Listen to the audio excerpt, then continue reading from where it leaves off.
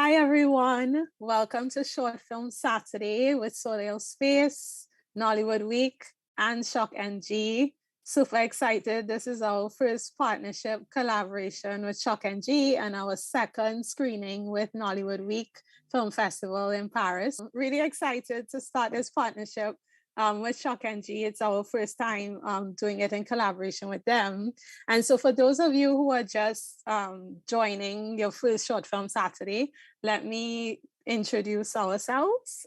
So Soleil Entertainment and Soleil Space, we're a media company based in Brooklyn, New York.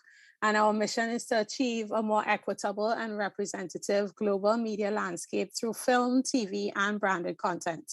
Our focus is on the global diasporas of Asia, Africa, Latin America, and the Caribbean, with the goals of elevating untold stories from these cultures and forming closer community bonds and providing opportunities and resources for our creators to produce premium world-class content.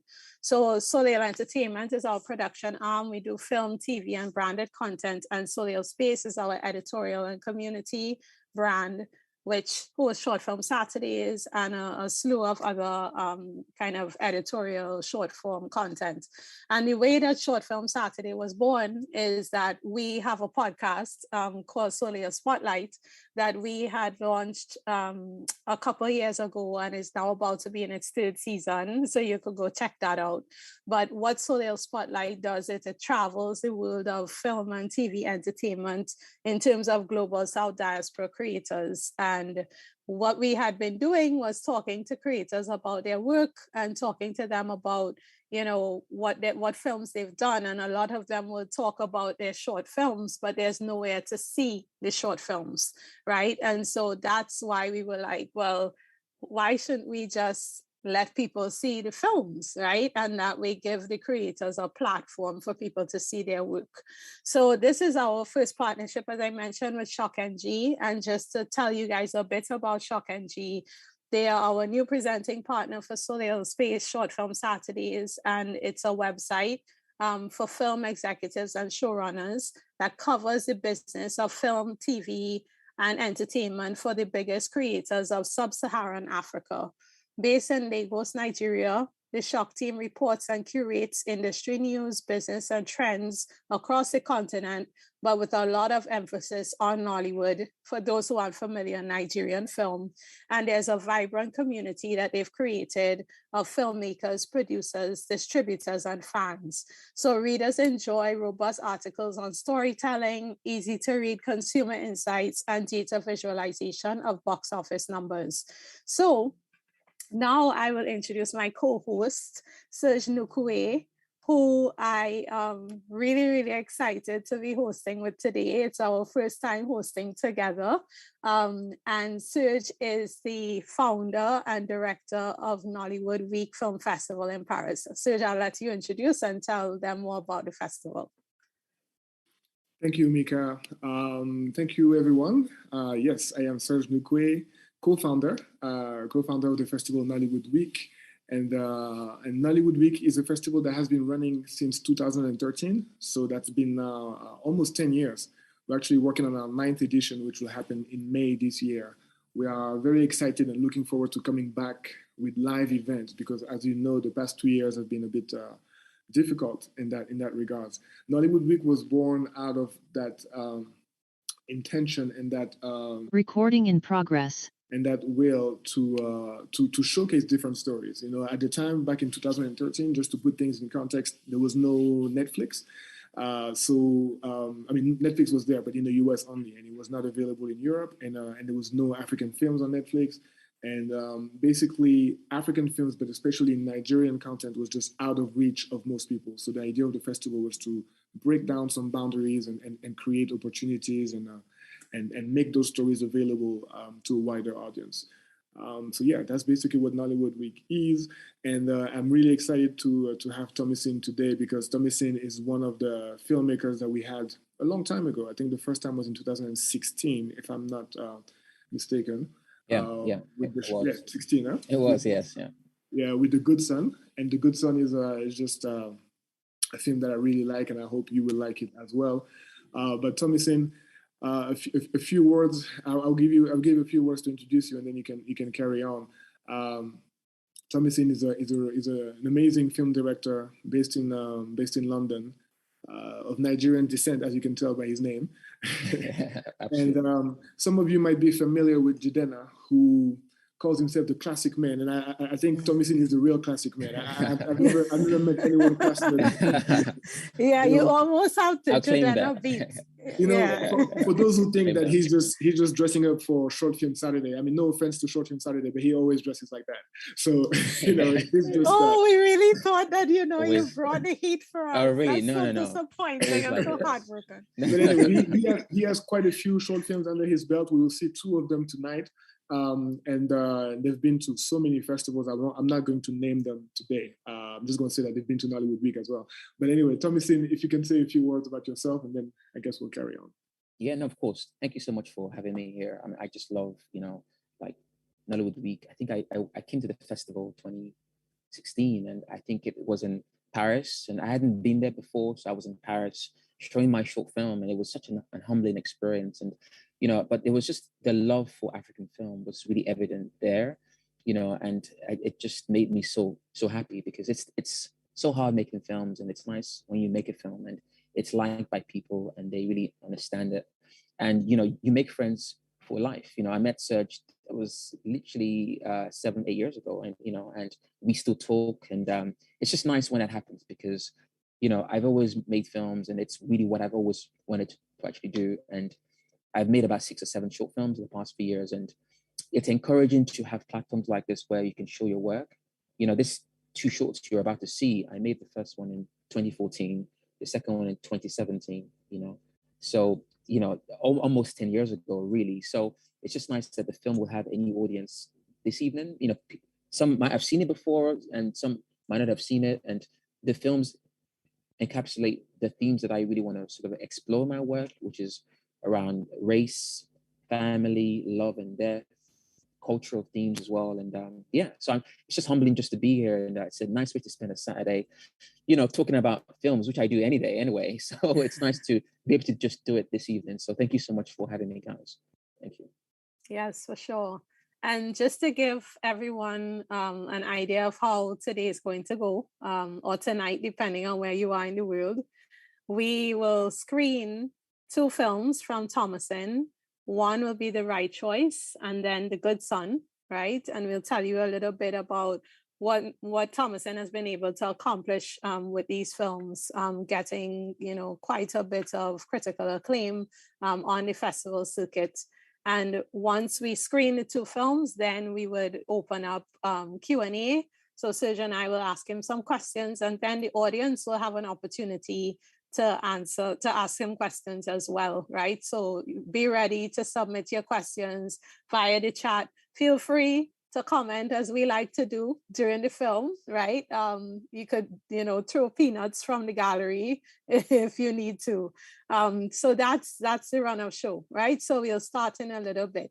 But just to introduce really quickly the films that you're about to see, The Right Choice has been included as the world premiere at the 2018 Sundance Film Festival, and also screened as part of Sundance London. The film has screened at over 50 international film festivals, including various Oscar and BAFTA-qualifying ones, such as the Pan-Africa Film Festival, Cleveland International Film Festival, and HollyShorts Film Festival. And then you will also see The Good Son, which also was able to make the festival circuit and get quite a bit of critical acclaim as well. Tomisin has screened at BFI London Film Festival. He's filmed, basically all over the world, right? So we're really excited for you guys to see these 2 really good quality films. So in the meantime, enjoy the show, and we'll be right back.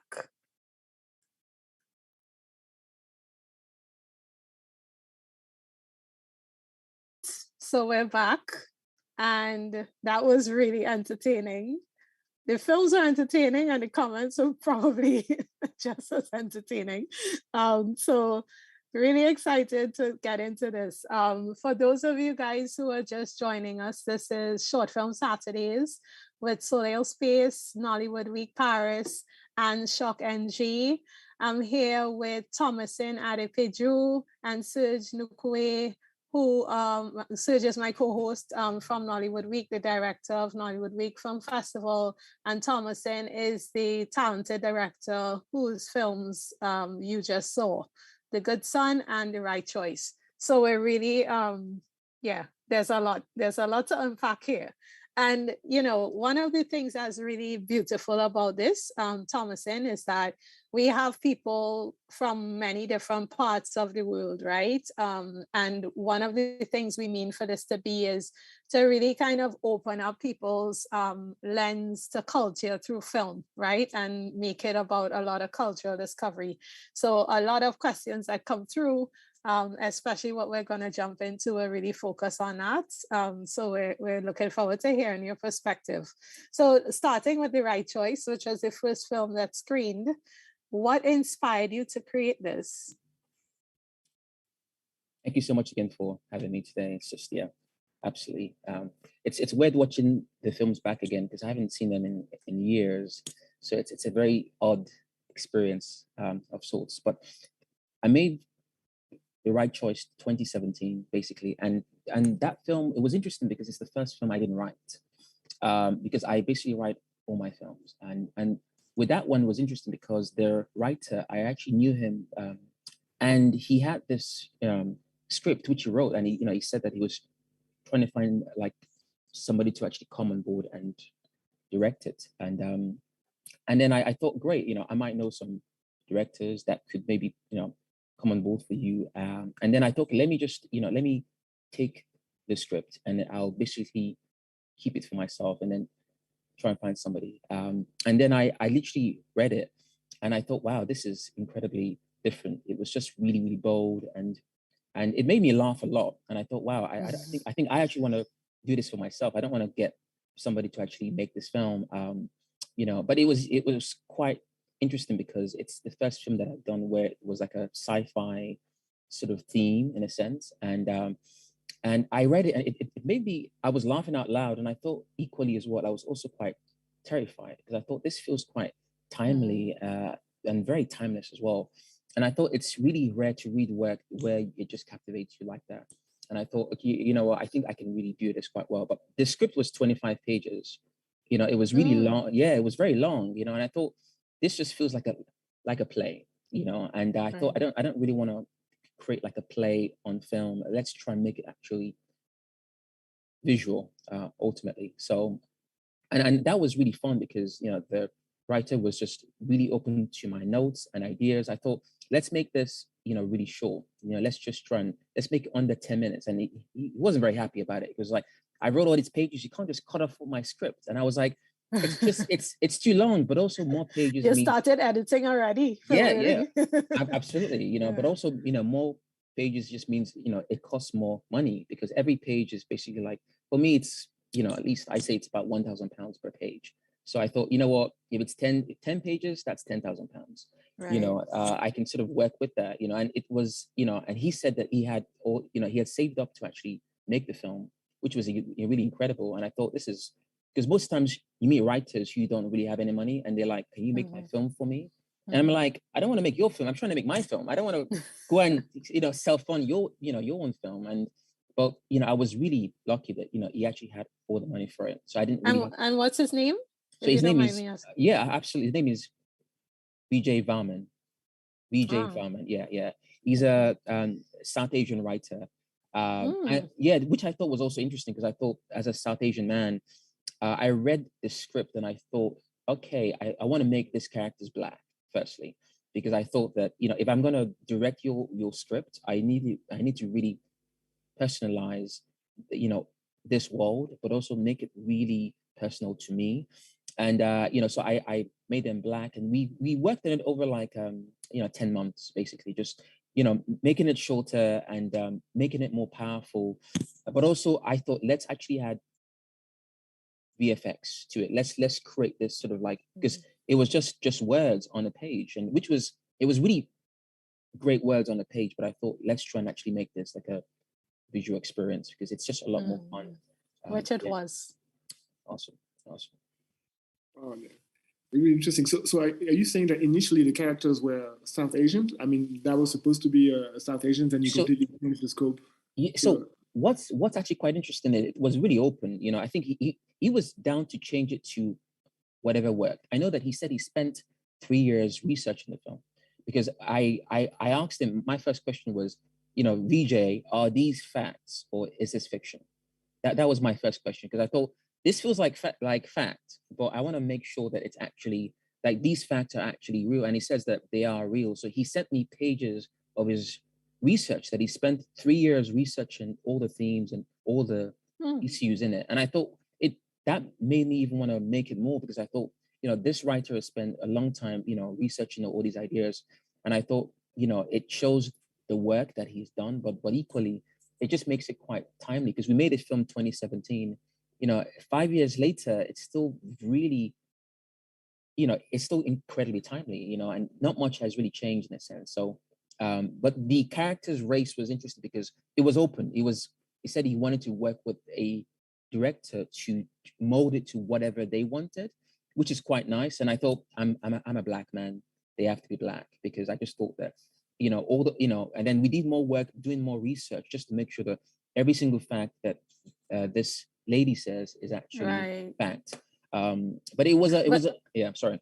No, I was just gonna say is really interesting because it could have been Korean, right, Serge? It could have been any non-white culture. Absolutely. And which says a lot that like across cultures, this notion of whiteness and perfection and Eurocentric, you know, features or beauty or whatever it is kind of something we've been conditioned to aspire to. Yeah, absolutely. For me, you know, it was just this idea of just, you know, every character here, you know, it's the other, you know, if you are not a white male, you know, and that was really fascinating for me, because I thought that it just made it quite powerful, because seeing like all these characters, and it was a funny script. It was incredibly funny, but then I thought, you know, let's actually delve into the humor, you know, because for me, it has to be a balance of, you know, humor, but also drama. So it's incredibly funny, but you're like, wow, okay, you know, I mean, these are hard facts, and it's this is why it was quite hard to make, because working with the actors, you know, it had to be said in a very clear way. It had to be really because obviously they go on this journey where at first they're very, very happy about, you know, they've come here to basically create this child that they've always wanted. But then they realize that when you create something, when man has a lot of power, it can be molded to whatever they wanted. And they realized as they were in this process that actually what they wanted, their perfect child, you know, is imperfect in other people's eyes. And they had to basically change their expectations as well. So, but it was just, I mean, I'm always being sent scripts by, you know, writers, you know, can you make my film? And I'm like, no, sorry. And I always read it, and, you know, and most do resonate with me, but I told him we have to shoot this film as soon as possible, because, and, you know, he had all the money, which, you know, this was made for £12,000. You know, and it's nice because it's literally one space, just one room. So it's not that expensive, really. Right. But I just felt that, you know, I think we'll watch this film hopefully in 20 years time, and we'll be like, wow, this was made 20 years ago, but actually nothing has really changed. It's still very much, you know, what is it like being not just a black person, but, you know, a black woman, you know, in the world right now. You know, I think what was quite interesting is that film was made before the EU broke up, before we left the EU. But I don't know how VJ he just did a lot of work that he was able to sort of write a piece of work that just felt like it could, you know, really interpret what could happen in the future as well. So really interesting. And to get back to the social commentary of the movie, obviously several issues are being discussed, and it's quite interesting because you mentioned how it was made in 2017. Yeah. You know, you talk about police brutality in that film, for instance, which is something that has blown out of proportion after 2017. But out of the different issues that you touched on, colorism ended up being the most important one in a way. So maybe if you could expand on that a little bit and explain the significance of that, especially in a Nigerian context. Yeah, absolutely. So that the last question that they're asked, so that was actually in the script, it was the first question. And I told VJ, I said that for me, you know, just as the director of this film, I really feel that, you know, that last question is really important, you know, because they're asked about the sex, they're asked about the, you know, do you want a child that's, you know, gay or lesbian, all these other questions, which are equally incredibly important. But for me, as just as a man who is, you know, dark skinned and, you know, and an artist as well, you know, I'm 32 years old now, but I was 27 when I made it. And at that point in my life, I just experienced so much that when I saw that last question, I thought, you know, this has to be the last question. You know, it's a question that, you know, for me, it unearths themes around what it means to be Black right now in the world, but also the fact that a different shade of your skin could actually influence your life circumstances. Really fascinating. And, you know, VJ did a lot of research into that. He literally looked at facts. You know, if you're a lighter shade of skin, if you're mixed race, if you're Black, if you're darker skin, you know, how does that influence your path in life? You know, do you have more opportunities? You know, do you have less opportunities? And it's a question, you know, growing up in Nigeria, you know, I remember just being dark skinned, you know, everyone wanted to be lighter shade. You know, I have aunties who buy these creams. So bleaching these creams. Yeah. I remember one auntie in Nigeria, right? You know, I was 7 years old. She was darker skinned, and I saw the auntie 2 years later, and I'm like, auntie, like, what? You're a bit. She looked different. Her skin was almost.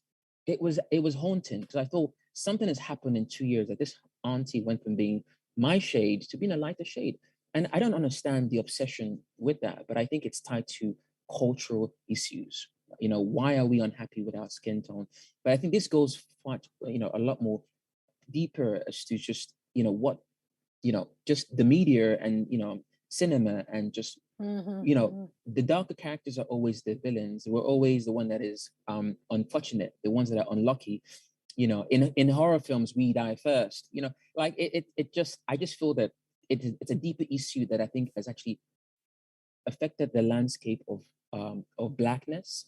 And I felt that as somebody who has been tormented because of the color of his skin, I thought I really have to make this question. And what's interesting, my two actors have a darker shade, and they really, working with them on that was really, it was I had to be very careful with how I gauged that with them because, you know, they had also experienced sort of, you know, specific racism within their own race because of their skin tone. Colorism. Yeah, exactly. So I just thought that it's a very powerful, you know, theme, and this film is screened all around the world. Every time I have, you know, every time it shows, people always just come to me and they, you know, some cry or some are really emotional, and they tell me that, wow, you know, you've just encapsulated my experience, you know, and you know, and this film really sort of shows that. But I credit the writer VJ because it's his script that I think I was really lucky that I read it, and I thought, wow, you know, as a director, you have to sort of interpret the work in a way that speaks to you.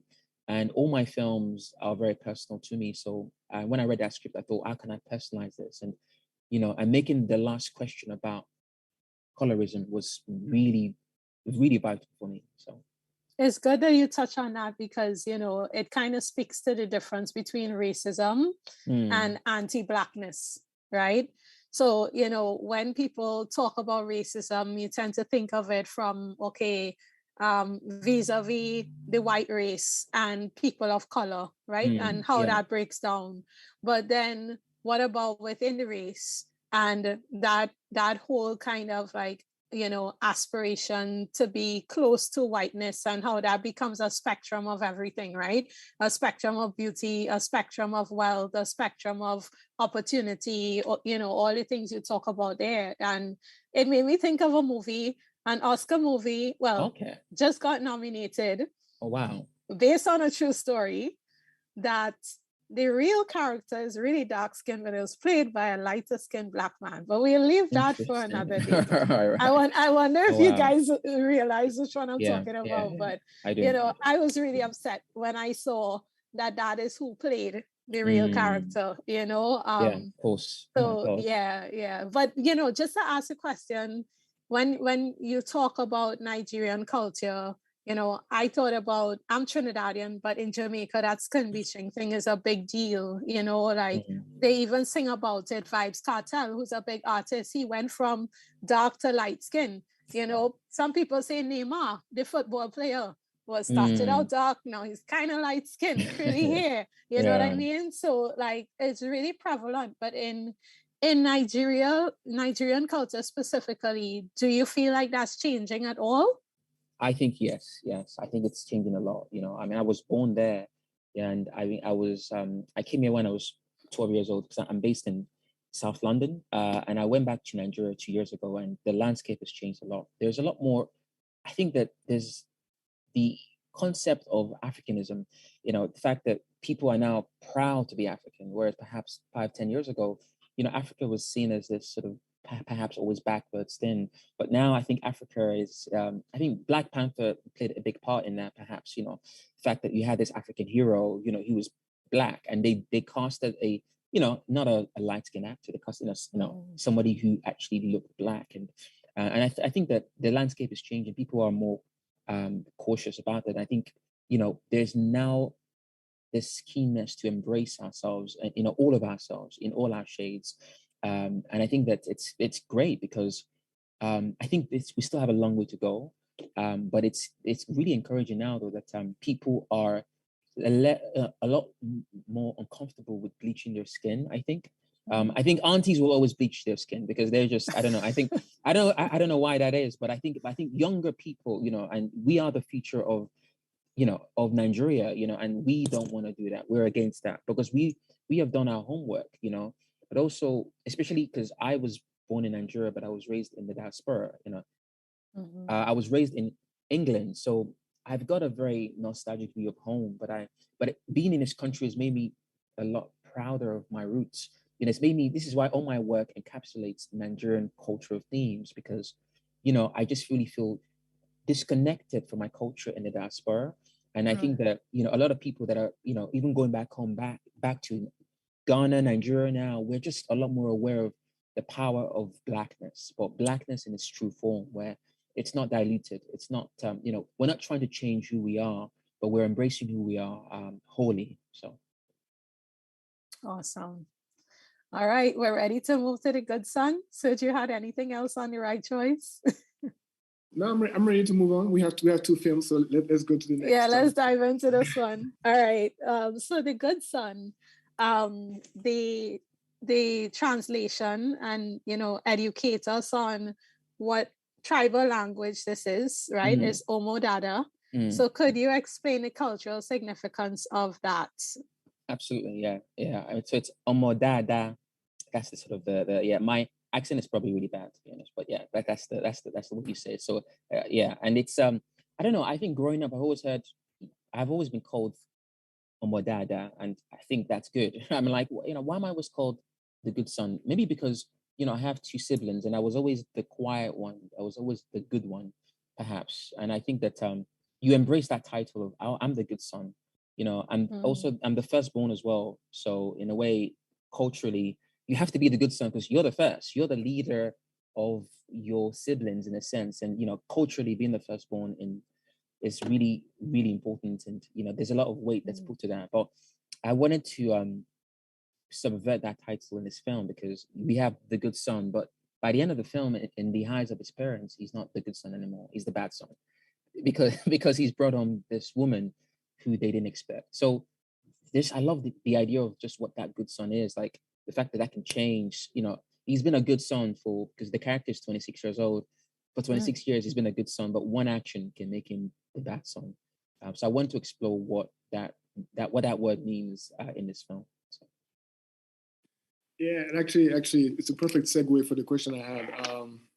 One, I'm sure in the audience, there's a lot of people who are not necessarily Nigerian, so maybe you can also talk more about the Yoruba culture and all of that. But what I find really interesting is the dichotomy, right? Between these families seem so welcoming. I mean, they're very happy to see someone who is not from, who is a foreigner or who is a stranger to their culture. Yeah. They want her to have the food. They want her to be there to spend time. But the minute they understand what she represents to their son, that changes completely, and he goes to the other end of the spectrum where they become pretty cruel. So I wanted you to tell us something about that. Is that I mean, you said all of your works are very personal, so I'm not going to ask you if you had to dump one of your girlfriends because of your culture, but I want to understand what does that mean at large for about Yoruba culture? Is it you pointing finger at something? Are you yeah? What was your intention with that film? I think for me, growing up, I've always had friends that were not Black. I mean, I came here when I was 12 years old. And I remember, I went to school here and I had friends that were from different cultures and races. But I thought every time I brought a friend of mine home that was white, my parents' reaction would be very different. I just don't, and I've always just found, I remember I was 14 years old and I brought my friends, one Black guy and one white guy. And the way they treated the white guy was really revealing. I thought they were just like, they really liked him. I'm like, why? They were like, hey, how you doing? Hey, nice to meet you. Have you eaten? Da, da, da, da, da. I mean, they were like that to my Black friend, but it was a different reaction to this white friend I had. And I think maybe it's just a Nigerian hospitality thing, but I just always found the reactions of my parents, but not just me personally, friends. I've seen the way parents have reacted to, and I think it's maybe because we are habitating a space that's not inherently housed.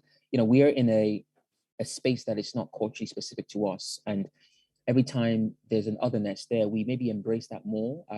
But I think that in the film, when she comes, they just see her as a friend. So it's fine if they're your friends. My parents always say, yeah, it's fine to have friends, but family is different. You can be friends with them, but when things comes to, you can't get too close. They always tell me that it's just important to keep that distance, and just be, and I've always just thought that was interesting, that I was raised in this country, but my home was Nigerian, which was weird. I would come home to like Nigerian food. I would come home to just, Afro beats. I come, King Sunny Ade. I was basically, I would leave the doors of my house and I'll be in England. I come back and I'm in Nigeria. So we left our country, but they adopted the same culturally. So cultural nuances in our home. So every time we had a white presence in the home, it shifted the sort of tone of the home a little bit. And they were just overtly friendly. But I think that they also always tell me that we brought you to this country for the opportunities, but don't forget who you are, and they always tell me that, yes, you're in England, but you're a Nigerian man, your name is Tomisin, they tell me so strongly. And I realize that there's a reason for that, because whilst we're in this country, we should not get too comfortable that we think that, oh, this is our home. This is not our home, really, and that applies to when you have a partner. I think a lot of parents are liberal now about that, interracial relationships. But when I was doing research for this film, I interviewed a lot of people, and strangely, not just from Nigerian culture. I interviewed a lot of South Asian people, a lot of Chinese people, and it's the same issue. Their parents are strongly, passionately against, interracial relationships. And I thought this actually transcends just African culture. This actually speaks to all cultures where, some parents are fine with it, but a lot of parents just, the thought of having an in-law or just, it makes them uneasy. It makes them terrified. It makes them angry. And I think that's fascinating. I think there might also be a dynamic where, especially when you're in a diaspora situation, right? Where like you are the second or third generation and your parents came from Nigeria or wherever, right? And they're, like you said, they're trying so hard to kind of preserve the culture, right? That when you step out of it in such a major way, it's like a rejection of them. Possibly they see it as a rejection of the culture, but also a rejection of a failure on their part almost, that they weren't able to kind of instill in you that desire to continue that lineage, so to speak. No, that's a very good point there. And I think that, and what's nice about that is, again, it just transcends just African culture. This is for, because, you know, doing research, I didn't want to just talk about the African experience. And a lot of, again, every time this film is played in over 100 plus festivals, you know, I literally traveled around the world showing the film. And what's interesting is every culture, you know, I was in France and it's screened there, and I had some, you know, I had this South Asian woman, you know, again, every time someone watches my film, they're always crying. I don't know why. I mean, she was crying. She came to me, she was like, oh my God, you know, but she came with her husband, who was a white man. Oh, And wow. yeah, and she said that she hasn't spoken to her parents in like 10 years because, you know, when she married him, they were so against it. And she was literally emotional to me because for her, she said that people think it doesn't happen anymore, but she said it does happen because, you know, it's difficult to change deeply rooted biases. It's like it's deeply rooted to the culture, and they're not evil people. They just don't want you to be part of their family. They would hug you and feed you, but when it comes to you being part of, because your family is for life, and they don't want that. Well, I have a slightly different experience coming from the Caribbean and specifically Trinidad. I can't even say this is for sure in Jamaica or other places, but we have an interesting dynamic where we have a lot of those cultures you talked about, right? So Africa, you know, descendants of Africa, Asia, Middle East is super mixed. So there's interracial marriages that would happen between those races, right? But sometimes you see the opposite, where if it is that the person of color married a white person, it was seen as almost like a step up. Wow. And if they married a Black person or whatever else, then it was a problem, which always confounded me and made me feel sad, you know. But then, like, when I hear you guys speak from Africa, it's about that you didn't marry that person from Africa or from that specific country in Africa, that culture in Africa or tribe or whatever it is. So, you know, even across the diaspora like this, there are different nuances there, but it's just really interesting how it could be even flipped the other way around, right? Wow. Yeah. Yeah, that's really powerful. Yeah, it's a really, really good point. And really quickly on, Serge touched on the Yoruba culture. What were the specific thing for people who aren't familiar with the difference between, you know, Yoruba and Igbo and Hausa and all these, right, nuances? What was specific to Yoruba culture in this film?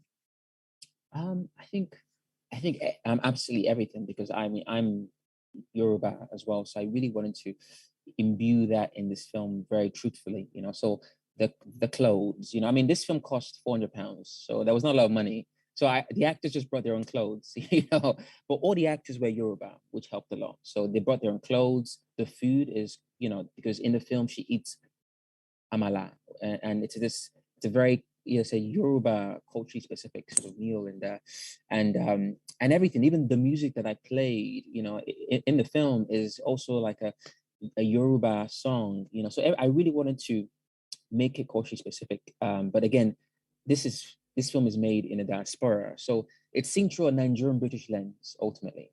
And the main character is an embodiment of me, because you know, he was born in Nigeria, but he came here as a young boy, and now he's an adult navigating two sort of cultural identities. Because, you know, the main character, his name is different. You know, he's called a different name, Michael, but his name is actually Adekunle, which, again, what I found about that is, again, that transcends Nigerian culture, because a lot of people from different cultures. I had Chinese friends that were called James.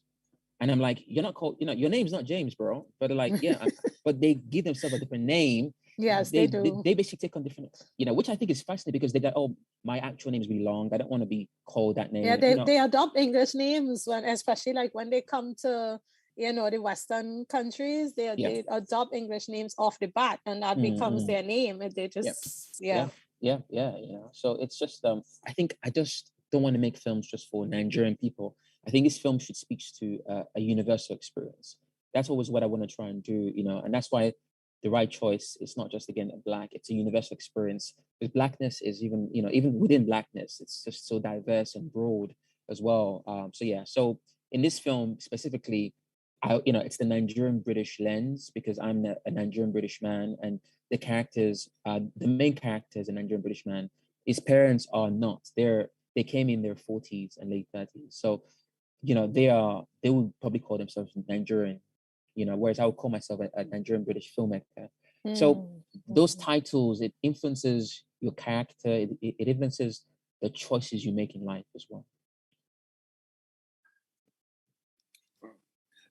I mean, beautiful, and I like that for both films, like you were saying, you know, you travel the world with those films, and people can relate whether or not they are the same nationality or culture as these characters. You know, like Asians go through the same thing. I mean, that's the beauty of it, and that's how universal those two stories are. Mike, I don't know if you have questions from the audience. Or if so, yes. we could take some. Yeah, we like, could.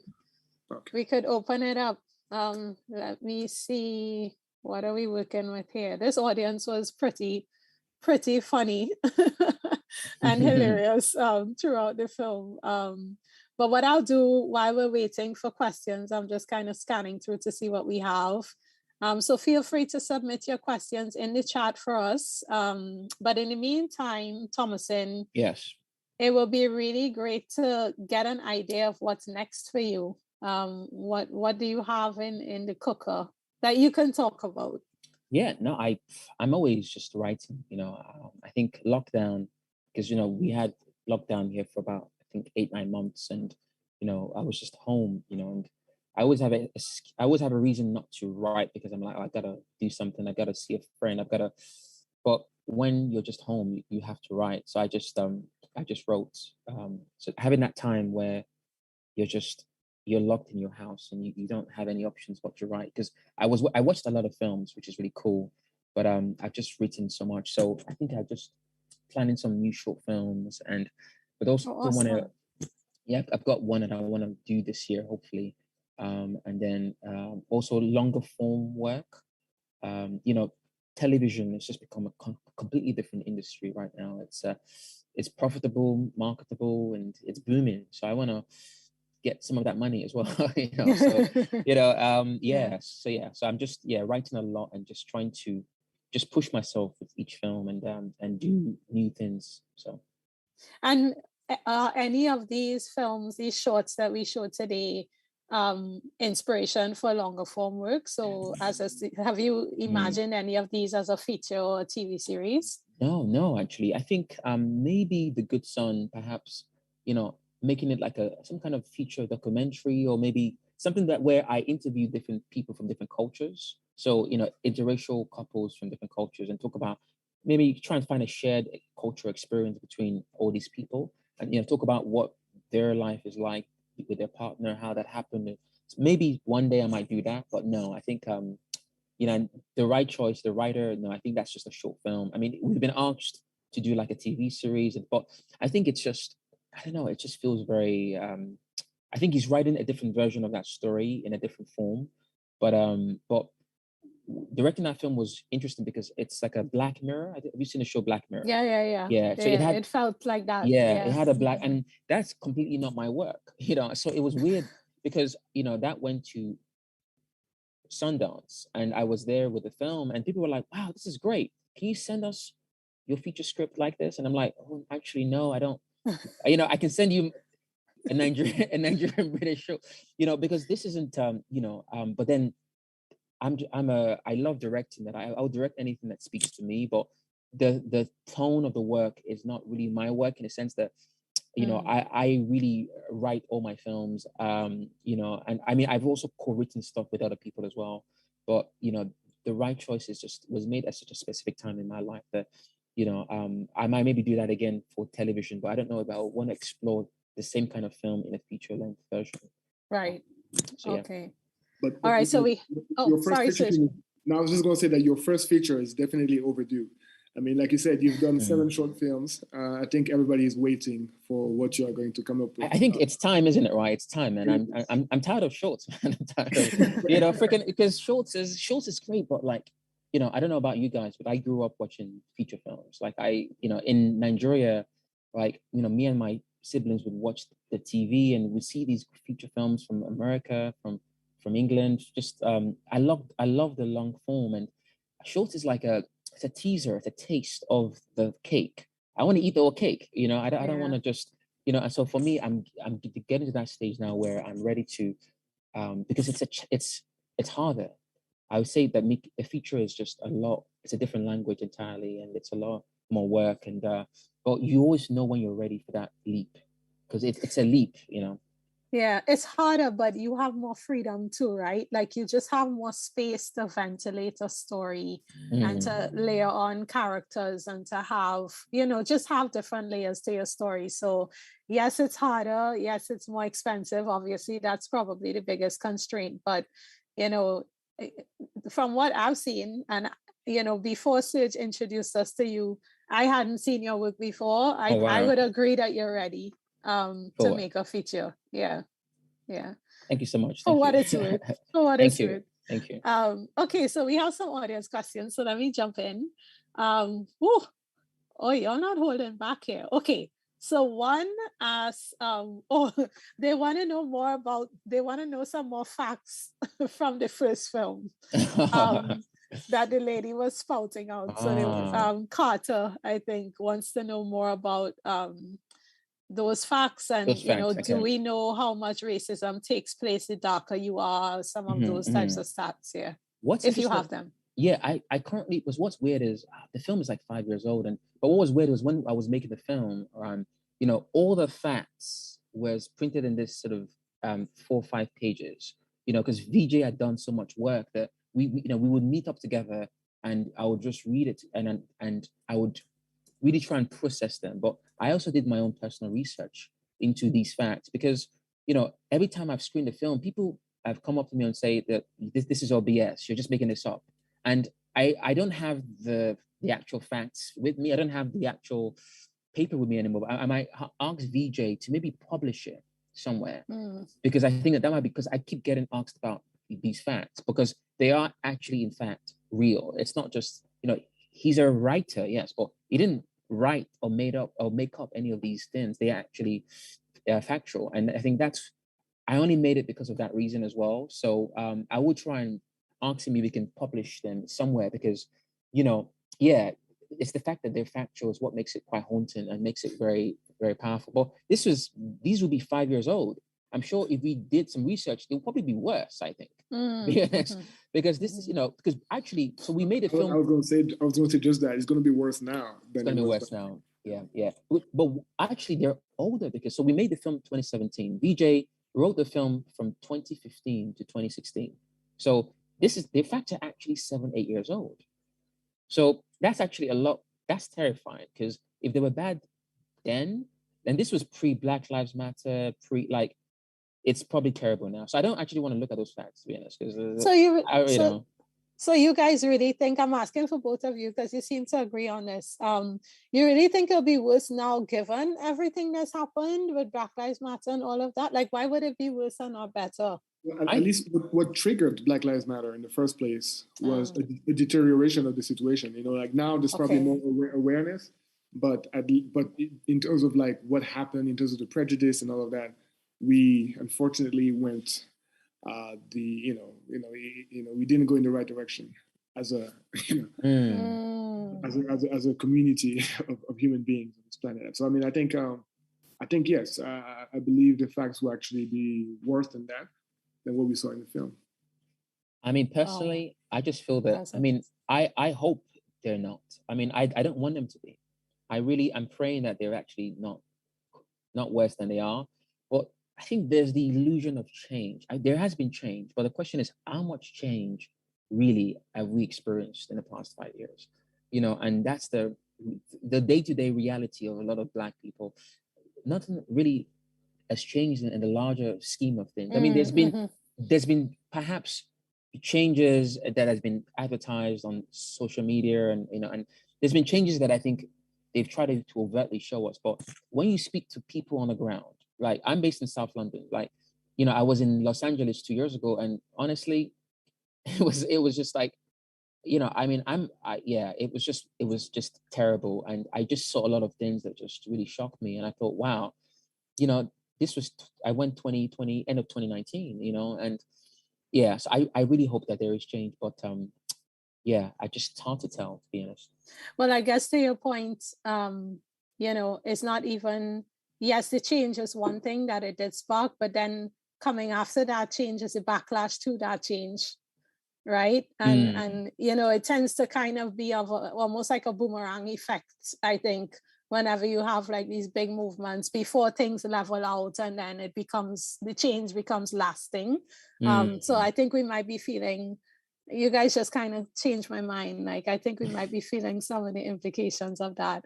All right, some more questions. Okay, so there are a lot of questions. I'll have to choose. I'm so sorry, because I just want to be respectful of time. But someone asked a question: how were you able to shoot such a great film for only £400? So that question was asked by a friend of mine who is a talented filmmaker. So Teniola Zara King. So I'm going to call her out, because so Tenny, guys, if you don't know about Tenny, I highly recommend you to check out her work.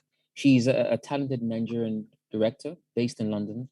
Tenny went to a great film school, LFS, in London, and Tenny has just directed a new film called Teju's Tale. It's a short film that she made for DBK Studios and Sky, and the film will be out in festivals, I'm sure, this year. But Tenny is an immensely talented director, so it's nice that she's on this call. So yeah. I mean, I making it for that much. I am, it was actually shot in this house, so it was shot here. So where I'm sat right now, this is where we shot it. It was literally all here. Okay. Yeah. So I mean, I would show you, but it's quite dark. It's quite dark actually. But it was because basically you have to make films for what you have, and I knew that, okay, it's my house. I can get it for free, so I don't have to pay for the location. It was made when I was in film school, so again, I was lucky because the camera and the lights were free because it was part of my film school. So I didn't pay for the camera. The camera wasn't very good anyway. It was a shot on a Sony F3, I think it was. I paid the actors, I think it was a 2-day shoot. I paid the actors about £50 each. I think all 4 of them, £50 each. I didn't, nobody else really got paid because, I just was very honest and said, guys, this is what I have, and they were like, they just really loved the script. So I think I always just tell people, write a great script. You write a great script, you find the people that who want to help you make it and don't want to get paid 1K per day. You can always find like-minded people. So I think it's a script that brought everything together. If my script was terrible, people they wouldn't even firstly work on it, or they'll ask to be paid quite well. But I don't know if I can make that. I don't know if I can make it for 400K now. So right. Yeah, I probably would want to, because obviously I'm not in film school anymore. So I'm out of the education system. So once you leave film school, your eyes open because you're like, wow, things are hard, because when you're obviously in school, you can get a lot of things. You can get discounts and free stuff. Right, things done for cheap or free under the student, your student banner. Life is easier, I think. Because it's just when you leave school, then you have to pay for stuff. You have to take responsibility for things more, and making films is just I think you can still make it for under £1,000, I think. But right, you have to just be very clever with how you use your tools and resources. So and one more, sorry guys, you have a lot of questions, Tomisin. I think this is like probably the hardest Q&A I had to choose from. So Shock TV, which are our partners on this, they asked, they're watching with the team, so their whole team is watching, and someone feels like Michael was this, I guess they're talking about the good son, was disowned because of a wedlock baby, not because of an out of wedlock baby, not because of his bringing home a white lady to marry. Thoughts on that interpretation? Is it either or both? That's a very interesting point actually there, and I think what's been quite nice is that everyone has their own idea of why they disown him, and I love that interpretation. I mean, I welcome all, to be honest, but I think that that's a valid point, to be honest. I think that sometimes the idea of having a child out of wedlock, because what that would do is it would make them grandparents. And I think that they don't, and I know that they probably wouldn't feel comfortable with having a child that, and they're very strong Christians as well. And I think this film starts with this intense praying session. I wanted to really highlight the fact that this is a praying family. They're Christians, and so I think the themes around faith and family is really important. But them having this child and him not being married is an incredibly big sin in their eyes. And I think that it's an interesting point, because I think that it could be both. I personally feel it's the race. I think that's what I was trying to convey. But I think that if it were just one thing, it might have been good. But this guy brought two difficult problems. Like, not only is she white, she's pregnant. I mean, if she wasn't pregnant, they would have been like, okay, let's think about this. Let's go away. And but maybe we could convince him not to. Maybe we can talk him out of it. We can, but once they saw this massive 47-month pregnant woman, like, there was really, So I think that those two elements compounded together, I think, just exaggerated everything. And I think that it made it hard for them. So for me, it's a combination of both. But I think that a lot of people that have seen the film at screenings have just said that for them, the greatest sin is the out of wedlock, because culturally, but in terms of also faith, they can't accept the child as theirs. And as a result, they can't accept their son as theirs. Which is also ironic, because they're Christians, and Christian teaches love and acceptance. And also forgiveness. Right. Which is I love the dignity of the son at the end, and how he says, "I forgive you." Like you've always taught me to be a certain way, and thanks to that, I forgive you. I mean, I think that's beautiful, because he could have ended up in tears and all that, but he keeps his head high, and he's like, "It's okay, it's okay." I mean, I think it's amazing. I think it's really what carries the film as well. And I like also that you have an open ending. I mean, not an open ending, but like an open interpretation between, like, whether it's because the child is out of wedlock, or because it's a white person. I like that both options are. I mean, like you said, it's two difficult problems that they have to deal with. Absolutely. I mean, one would have been fine, because at least with one you can try and deal with that. But two, at the same time, it just feels, because I think when I was writing it, I thought, let me maybe make it one, but I thought, it needs to be incredibly high stakes, because this is the worst case scenario. This is like, okay, this, she's not just white, she's also pregnant as well. So this is like, this is their worst nightmare, I think, which is kind of like, but what's interesting is when she comes in, they don't even think it could be his. And that's what I think. They just think, she's like heavily pregnant, but there's no way our son would there's no way he would do this, because because he's the good son, because he's the good son, because he knows better. We've raised them right, and we've raised them well, and it's the disbelief in their eyes when they realize that, wow, this is the son that they've raised, and it's the mother who carried him for 9 months, and she feels it more than her husband, because I think literally her husband would have not. He doesn't care, I think, personally, as much. No, I think he cares, but not as much as her. Where, if she had said, you know what, that's fine, he would have come around. But because when he looked at her and saw that this woman is pissed off, it's like, yep, sorry, I got to choose between my wife or my son. And I think something has to be said also about the acting, because the acting was just really good. Superb. On all levels, the parents, the son, like everybody was really, really good. And that made the film as well, because then you really believe in that story. You really just dive into it, And so I think, kudos to the actor that you found for this. They're amazing. They're the best part of the acting for me was in the beginning when they were praying and they were just going on, and his subtle. Like, he had great subtlety, his subtle kind of like, oh gosh, when is this going to end? Which I think so many of us, like when the parents start to pray and all the kids are kind of like, can we eat? That kind of thing. Yeah. It's very, and because it goes on and on as well. It goes on for a long time. You're like, you're checking your time. You're like, because I do it all the time. I'm like, Dad, Mom, like, God has heard you. Like, right. He's heard you. Let's move on. He knows we're hungry. Yeah, exactly. He sees our heart. So awesome.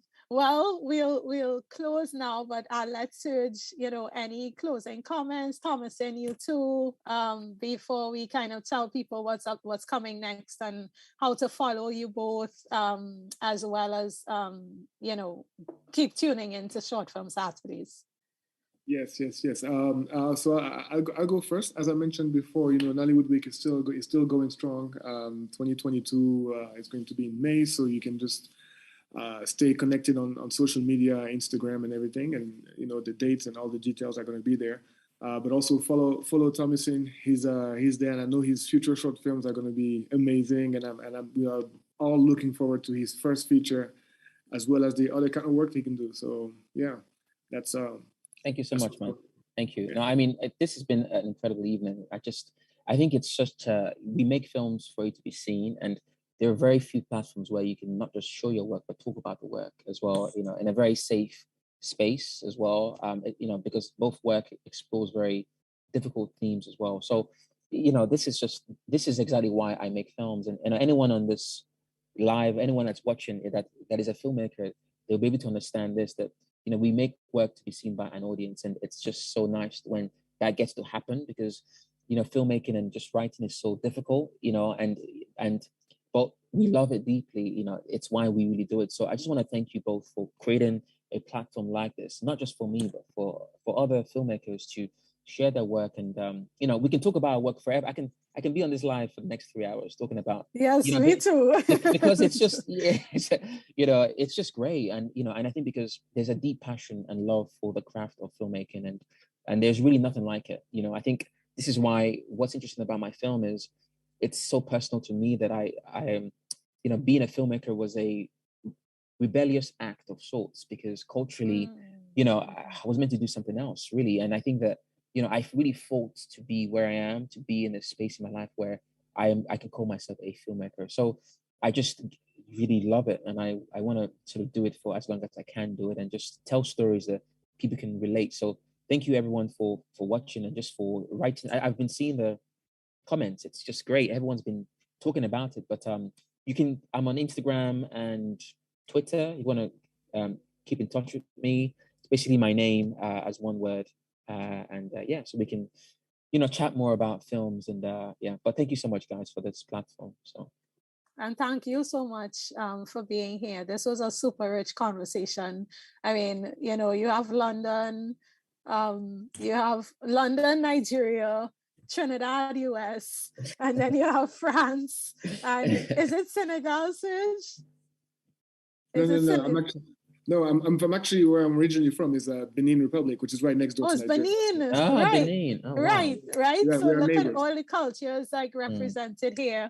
And the audience as well is from all over. And so I think the universal nature of the themes, you were able to kind of marry the Nigerian culture, bringing that forward, but also open up into things that are very universal and a lot of people could relate to. So thanks so much, Tomisin. It was really good to have you. Thank you so much. Thank you. And so for everyone who's watching, the next Short Film Saturday will be on March 5th.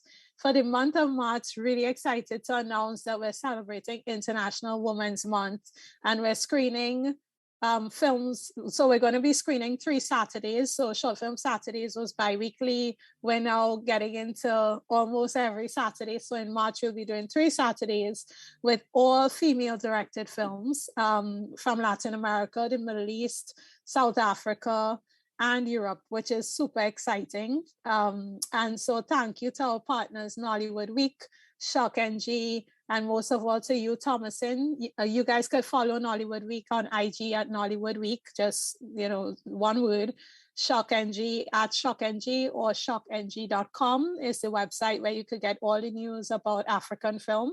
And then Tomisin is at Tomisin Adepeju, which is Adepeju.